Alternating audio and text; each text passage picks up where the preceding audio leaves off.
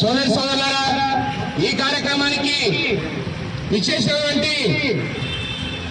ఆంధ్రప్రదేశ్ రైతాంగం జిల్లా అధ్యక్షులు సుబ్బారెడ్డి గారికి, అలాగే వ్యవసాయ కార్మిక సంఘం